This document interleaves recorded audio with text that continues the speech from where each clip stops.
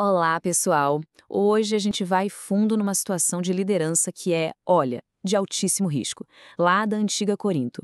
Vamos analisar como o apóstolo Paulo usou uma retórica brilhante, não para destruir, mas para corrigir uma comunidade que estava em crise. É, na prática, uma aula de estratégia de comunicação. E o ponto de partida é uma pergunta que, olha, talvez todo líder já tenha se feito em algum momento. Como é que se confronta o orgulho que está rachando um time, uma comunidade inteira?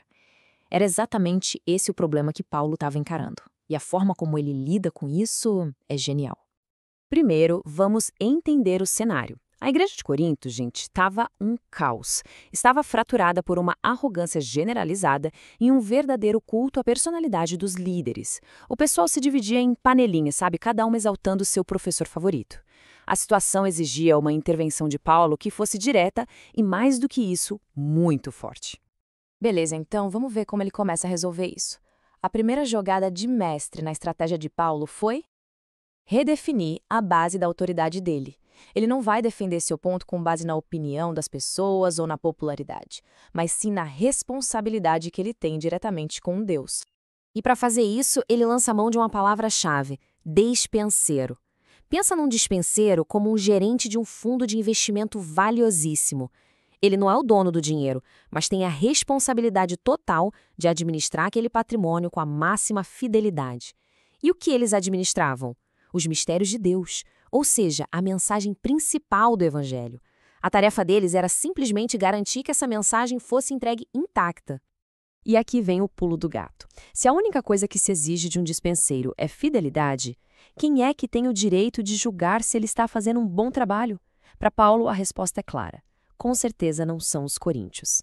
O julgamento deles, a opinião pública da igreja, é simplesmente irrelevante. É uma jogada de mestre, né? Ele vira a mesa, invalida as críticas e afirma sua autoridade, não por ser popular, mas por ter um propósito divino. E é nesse ponto que o tom muda completamente, fica afiado. Paulo para de se defender e parte para o ataque, usando uma das ferramentas mais cortantes da comunicação, a ironia. Ele vai literalmente demolir a imagem super inflada que os coríntios tinham de si mesmos de um jeito que ninguém esperava. Se liga só em como Paulo descreve o que eles pensavam. Vocês já estão satisfeitos, já se sentem ricos, já começaram a reinar sem nós. Ele está usando uma ironia fina aqui, né?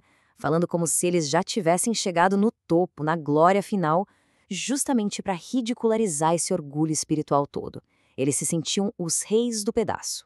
Só que aí, depois de pintar esse quadro deles como uma realeza, Paulo vira o espelho. Ele se prepara para mostrar a realidade nua e crua, um contraste brutal com essa ilusão toda que eles viviam. E esse quadro aqui mostra perfeitamente essa pancada retórica. De um lado, os coríntios se sentindo ricos e sábios. Do outro, os apóstolos passando fome e sede, sendo vistos como loucos. Enquanto os coríntios achavam que reinavam, os apóstolos eram um espetáculo de humilhação pública, fracos, desprezados. É um verdadeiro choque de realidade, feito para quebrar essa bolha em que eles viviam.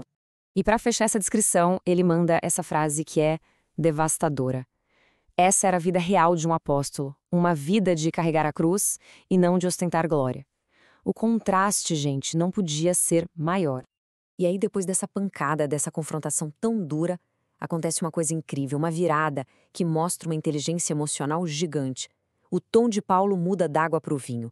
A gente sai da ironia cortante e entra no coração de um pastor.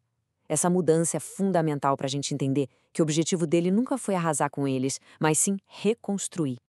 É aqui que ele abre o coração e mostra a real intenção dele.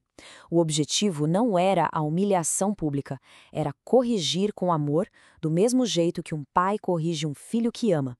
Toda aquela dureza na linguagem era só o caminho para chegar a um objetivo de amor, trazer eles de volta para o eixo. E para explicar o tipo de relação que ele tem com eles, Paulo faz uma comparação genial.